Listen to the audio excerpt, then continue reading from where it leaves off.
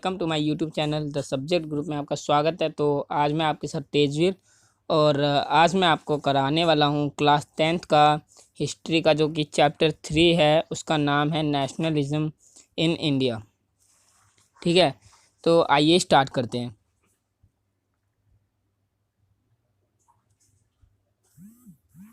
तो गाइस मैं इस वीडियो में आपके लिए जो चैप्टर 3 है नेशनलिज्म इन इंडिया, उसके कुछ मेन जो टर्म्स है उनके ऊपर डिस्कस करने वाला हूँ जो एग्ज़ाम पॉइंट ऑफ व्यू से आ सकते हैं। ठीक है, तो पहला है हमारा द आइडिया ऑफ सत्याग्रह। सत्याग्रह का आइडिया कि सत्याग्रह क्या कहता है, उसमें क्या क्या हुआ था। तो क्या हुआ था, जो महात्मा गांधी है उन्होंने मास एजिटेशन को ही सत्याग्रह का है। मास एजिटेशन मतलब कि जो लोग, मास मतलब कि लोग, जन, एजिटेशन आंदोलन करना, जब लोग आंदोलन करते हैं उसे ही गांधी जी ने सत्याग्रह कहा है। लेकिन एजिटेशन मतलब कि आंदोलन करना लेकिन विदाउट वायलेंस, विदाउट वायलेंस मतलब नॉन वायलेंस से। ठीक है, तो सेकंड पॉइंट है it emphasises the force of truth and need to search for truth. मतलब कि ये ट्रूथ पर बढ़ावा देता है, ट्रूथ को बढ़ावा देता है और ट्रूथ के लिए ट्रूथ को ढूंढता है कि अगर कहीं लड़ाई हो रही है तो अगर उधर ट्रूथ पे हो रही है, किसी सच्चाई पे हो रही है, तो उसके लिए हमें कोई फिजिकल फोर्स की ज़रूरत नहीं है। हम विदाउट फिजिकल फोर्स के जीत सकते हैं, जैसे हाथ पैर चलाना, जैसे कहते हैं कि घूसे मारना, और इन चीज़ों की हमें ज़रूरत नहीं है। विदाउट फिजिकल फोर्स हम उस लड़ाई को जीत सकते हैं, गांधी जी का ये कहना था। तो महात्मा गांधी ने ये क्या कहते हैं सत्याग्रह 3 प्लेस में ऑर्गेनाइज किए थे। पहला हमारा चंपारण, दूसरा खेड़ा, तीसरा अहमदाबाद। जो चंपारण है हमारा वो है बिहार में। ठीक है, इसमें प्लांटेशन सिस्टम के लिए हुआ था। इसका ईयर है 1916। ठीक है, फिर सेकंड हुआ था खेड़ा में, जो कि हमारा गुजरात में। मैंने आपको पिछली वीडियो में मैपिंग का बताया था, उसमें आपको स्टेट बता दिया था। और इसमें हुआ था पीजेंट को सपोर्ट करना था, ये हुआ था 1970s में। तीसरे नंबर पे है अहमदाबाद। तो इसमें क्या हुआ था, कॉटन मिल वर्कर के लिए हुआ था। ठीक है, ये अहमदाबाद हमारा गुजरात में है और ये हमारा हुआ था 1918 में। ठीक है, तो आइए नेक्स्ट चलते हैं। तो अब देखते हैं रोलट एक्ट। रोलट एक्ट क्या है इसके बारे में जानते हैं ब्रीफली। तो क्या हुआ था, ये जो रोलट एक्ट है वो 1919 में पास हुआ था। 1919 में रोलट एक्ट पास हुआ था। तो इसमें क्या हुआ था, it give government enormous power to repress political activities and allowed detention of political prisoners without trial for 2 years। तो इसमें क्या हुआ था कि जो कि कहते हैं अगर कोई भी गवर्नमेंट के खिलाफ, जैसे हमें पता था उस समय ब्रिटिशर्स का राज था, और अगर कोई भी ब्रिटिश गवर्नमेंट को या जो भी गवर्नमेंट है उस प्रोविंशियल स्टेट की, उसके खिलाफ कोई भी उल्टा बोल देता था या कुछ गलत कर देता था, तो उसे विदाउट ट्रायल 2 साल के लिए जेल में डाल दिया जाता था। ठीक है, इसकी वजह से क्या हुआ, जो हमारी रैलीज ऑर्गेनाइज होना शुरू हुई इसके खिलाफ कि ऐसा कैसे हो रहा है, क्योंकि अगर सरकार गलत कर रही है तो हमें उसके खिलाफ बोलना पड़ेगा, क्योंकि जो ब्रिटिश गवर्नमेंट थी बहुत गलत कर रही थी इंडियंस के साथ। तो इसकी वजह से रैलीज ऑर्गेनाइज हुई इंडिया के कुछ पार्ट्स में। फिर क्या हुआ, जब रैलीज ऑर्गेनाइज हुई तो रैलीज को देख के ब्रिटिशर्स ने एक स्टेप लिया कि 10 अप्रैल को जो ब्रिटिशर्स थे उन्होंने पुलिस को बोल दिया एक पीसफुल प्रोसेसन पे फायर करने के लिए। अमृतसर में उन्होंने फायर कर दिया और उधर बहुत सारे लोग मारे गए। फिर इसके बाद क्या हुआ, जो मार्शल लॉ था वो इम्पोज हो गया, और जो जनरल डायर है उनने कमांड ली। ठीक है, तो मार्शल लॉ क्या होता है, मार्शल लॉ वो होता है कि जो ब्रिटिशर्स ने कह दिया था कि कोई भी इंडियन विद हथियार के साथ नहीं घूमेगा। ठीक है, तो ये इम्पोज हो गया था, और जिसका जो कमांड है हमारे जनरल डायर जी ने ली थी। फिर उसके बाद क्या हुआ, 13 अप्रैल को जलियनवाला बाग इंसिडेंट ने जगह ले ली। 13 अप्रैल को क्या हुआ था, तो जलियनवाला बाग इंसिडेंट हुआ था, जैसे मैंने आपको मैप में भी बताया था पिछली वीडियो में। तो 13 अप्रैल को क्या हुआ था कि बैसाखी मानी गई, बैसाखी थी उस समय, और बहुत सारे लोग अमृतसर आए थे जलियांवाला बाग घूमने। तो वो तो इनोसेंट थे, उन्हें पता नहीं था कि यहाँ पे कोई स्ट्राइक चल रही है और ये सब हो रहा है। तो जब वो वहाँ पे आए और कुछ जो स्ट्राइक के लोग थे वो भी वहाँ पे आ गए, तो उधर क्या हो गया कि बहुत सारे लोग इकट्ठे हो गए, बहुत सारे। तो यहाँ पे दो ही गेट थे, एक एंट्री का और एक एग्जिट का। तो ब्रिटिशर्स की जो आर्मी थी उन्हें अंदर बुला के और दोनों गेट को क्लोज करवा दिया। और फिर उधर पूरे मैदान था वो पूरा, उसे बंद करवा के लॉक करा के सारे लोग जितने भी थे सबको मरवा दिए। इससे बहुत सारे लोग मारे गए, बहुत ही ज़्यादा लोग मारे गए। ठीक है, ये हुआ था हमारे जलियांवाला बाग इंसिडेंट में। तो इसकी वजह से क्या हुआ देखते हैं आगे। तो अब देखते हैं रोलट एक्ट, रोलट सत्याग्रह और खिलाफत मूवमेंट। रोलट एक्ट के खिलाफ जो सत्याग्रह हुआ था उसमें क्या हुआ, उसकी वजह से स्ट्राइक्स हुई, बहुत सारी क्लैश हुए पुलिस के साथ, मतलब लड़ाइयाँ हुई और अटैक कर दिया लोगों ने गवर्नमेंट बिल्डिंग्स पे। जो हमारे सत्याग्रही थे उन्होंने गवर्नमेंट बिल्डिंग को अटैक कर दिया और लड़ाई करी पुलिस के साथ। ठीक है, फिर satyagrahis were force to rub their nose on ground and crawl on the street. फिर जो इसके खिलाफ जो ब्रिटिशर्स ने एक्शन लिया था वो एक्शन ये लिया था कि जो सत्याग्रही थे हमारे, जो सत्याग्रह पर चलने वाले थे, उनसे उनकी नाक ज़मीन पर रगड़वाई और उनसे जो गलियां हैं उनमें लहरवाया, मतलब रेंगवाया एक तरीके से। फिर after world war first Ottoman were defeated and its empire खलीफा ऑल पावर वाज स्नैच्ड। तो क्या हुआ था, वर्ल्ड वॉर फर्स्ट हुआ था जैसे कि हमें पता है, उसमें जो ओटोमैन है वो हार गया था, जिसकी वजह से जो ओटोमैन का जो एम्पायर था खलीफा, उसकी सारी पावर जो थी ब्रिटेन ने छीन ली थी। तो इसके लिए इंडिया में एक खिलाफत कमेटी बनी थी जो इंडिया में हमारी बॉम्बे में प्रेजेंट थी। और उसके जो दो मेंबर थे वो हमारे अली ब्रदर्स थे, एक तो शौकत अली और एक मोहम्मद अली। ठीक है, ये दो भाई थे। तो गांधी जी ने सोचा कि अगर हम सत्याग्रह में एक ही धर्म लेंगे तो लोग बहुत कम पड़ जाएंगे, तो हमें सबको यूनाइट करना पड़ेगा, इकट्ठा करना पड़ेगा। तो इन्होंने खिलाफत मूवमेंट लिया जिससे ब्रिटिशर्स को भगा सके, ब्रिटिशर्स से फाइट कर सके। ठीक है, तो इन्होंने खिलाफत मूवमेंट इसलिए लिया जिससे हिंदू मुस्लिम एक साथ हो सके, यूनिफाई हो सके। ठीक है, फिर आइए नेक्स्ट नॉन कोऑपरेशन मूवमेंट के बारे में जान सके। नॉन कोऑपरेशन मूवमेंट क्या होता है और क्या क्या हुआ इससे।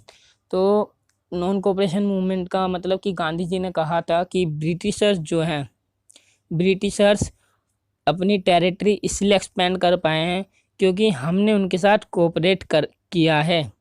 ठीक है, हमने उनके साथ कोऑपरेट किया है, इसलिए वो अपनी जो भी पावर है हमारे पास, इसलिए वो एक्सपेंड कर पा रहे हैं।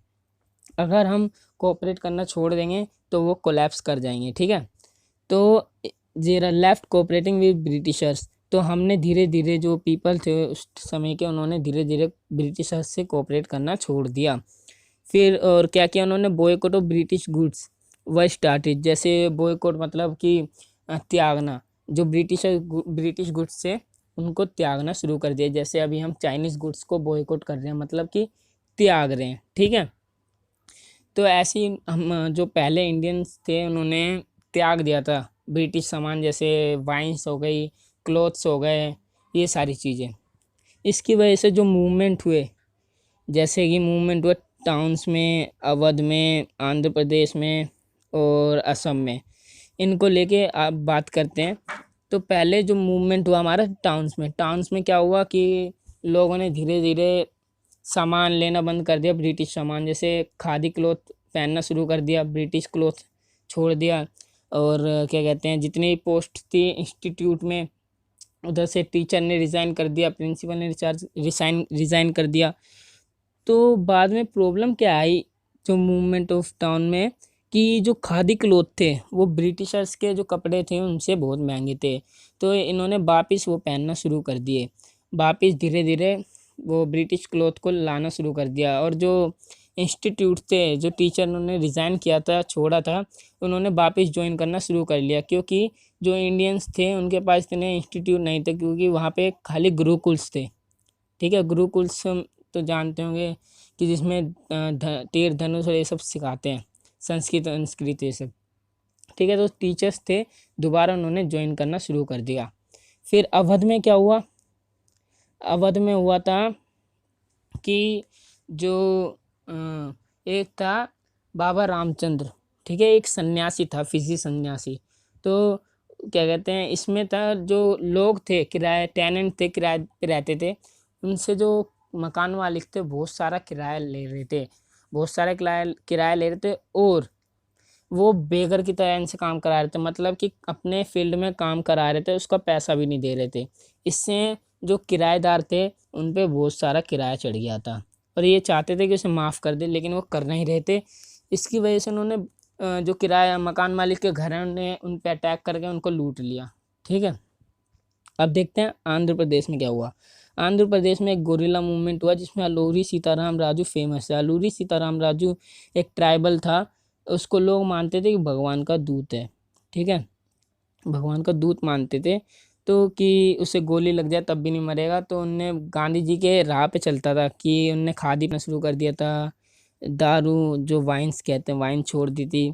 ठीक है, तो जैसे कि हमने 9th में पढ़ा था कि जो ब्रिटिशर्स थे अलाउ नहीं करते थे कि अंदर की फॉरेस्ट में आओ, फायरवुड ले सकते हो, ये अलाउ नहीं किया था। तो इनने क्या किया, लोगों को इकट्ठा करके जो ब्रिटिशर्स एंटर करते थे फॉरेस्ट में मारना शुरू कर दिया। फिर एंड में जब ब्रिटिशर्स ने इस अलूरी सीताराम राजू को पकड़ा तो उसे बहुत मारा। ठीक है, तो ये था हमारा आंध्र प्रदेश का। अब जो मूवमेंट असम में हुआ था, ये था कॉटन मिल वर्कर के लिए, कि वो प्लांटेशन वर्कर के लिए, कि जो प्लांटेशन वर्कर थे उनको बाहर मतलब अपने गांव नहीं जाने दिया जा रहा था घूमने के लिए, जो उधर प्लांटेशन में काम करते थे।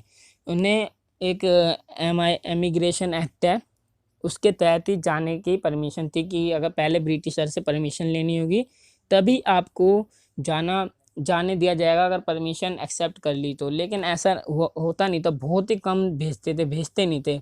इसलिए इन्होंने सोचा कि हम भाग जाएं। जब वो भागना शुरू किया तो बीच में जब वो ट्रेन से निकल ही रहे थे, बीच में स्ट्राइक करने लग गए लोग और ट्रेन रुक गई, और ब्रिटिशर्स ने इन्हें पकड़ के बहुत मारा। ठीक है, फिर क्या हुआ, एज चोरी चोरा incident occurred, Gandhi cold of this movement. जब चोरी चोरा हुआ, चोरी चोरा एक जगह का नाम है जो यूपी में है, जब ये हुआ तो गांधी जी ने जो हमारा ये था क्या कहते हैं इसे, नॉन कोऑपरेशन मूवमेंट था, इसे वापस ले लिया था। जो गांधी जी है उन्होंने जो नॉन कोऑपरेशन मूवमेंट है 2 बार वापस लिया था, एक बार चोरी चोरा इंसिडेंट हुआ था तब, दूसरी बार मैं आगे बताने वाला हूँ। तो आप देखते हैं सोल्ट या डांडी मार्च। सोल्ट मार्च या डांडी मार्च सेम है। क्या हुआ था, on 31 January Gandhi sent a letter to Irwin with 11 demands. One of the important demand was of abolish salt tax. जो उन 31 जनवरी को क्या हुआ था कि जो गांधी जी है उन्होंने वाइसरी इरविन था, ब्रिटिशर्स का हेड कह सकते हैं, उसको अपनी 11 डिमांड्स पूरी कराने के लिए एक लेटर भेजा कि हमें 11 डिमांड्स पूरी चाहिए। उनमें से एक इम्पोर्टेंट डिमांड थी कि जो सोल्ट टैक्स है, सोल्ट पे जो टैक्स लगा के आ रहा है वो तुम हटा दो। ठीक है, सोल्ट क्योंकि कॉमन चीज़ है, अमीर भी खाते हैं गरीब भी खाते हैं, इसका जो टैक्स है तुम हटा दो। लेकिन जो हमारे जो इरविन साहब है उन्होंने ये हटाया नहीं, तो इन्होंने क्या किया, गांधी जी ने सोल्ट मार्च शुरू कर दी अपने 78 फॉलोअर्स के साथ। उन्होंने मना कर दिया था इरविन ने कि हम सोल्ट टैक्स नहीं हटाएंगे, तो गांधी जी ने 78 फॉलोअर्स के साथ अपनी सोल्ट मार्च शुरू कर दी। उसके बाद क्या हुआ, स्टार्टेड फ्रॉम साबरमती आश्रम टू कोस्ट ऑफ डांडी।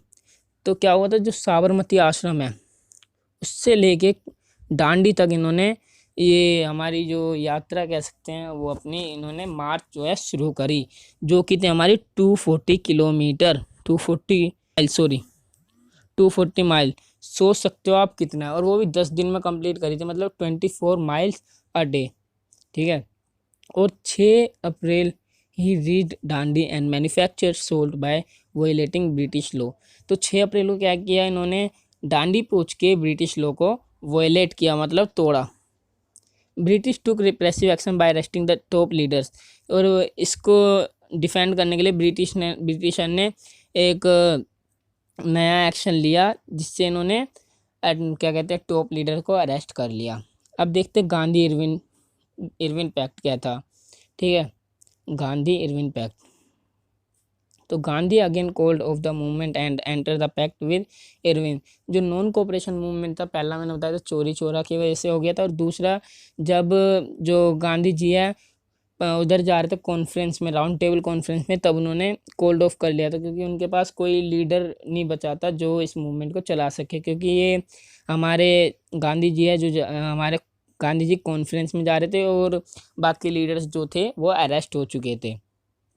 ठीक है, तो जो गांधी जी है उन्होंने कॉन्फ्रेंस में जाने के लिए इसलिए तैयार हो गए थे क्योंकि ब्रिटिशर्स ने उनसे वादा किया था कि जितने पॉलिटिकल प्रिजनर्स हैं उनको हम छोड़ देंगे। मतलब कि जो भी नेताओं को गलत बोल रहे थे या नेता के खिलाफ जा रहे थे उनको बंद किया था, वो सब छोड़ देंगे। ब्रिटिशर्स ने वादा किया था गांधी जी से। फिर क्या हुआ, जो गांधी जी जब कॉन्फ्रेंस में गए तो उनकी बातें नहीं मानी गई, इसलिए वो वापस आ गए इंडिया में। ठीक है, उसके बाद now he decide to launch civil disobedience movement because the Nehru and Gaffar Khan was in jail. क्यों अब उन्होंने सिविल डिसोबीडियंस मूवमेंट लॉन्च कर दिया, क्योंकि जो नेहरू जी और गफर खान थे वो जेल में थे। सिविल डिसोबीडियंस मूवमेंट मतलब कि रूल तोड़ने लग गए थे। ठीक है,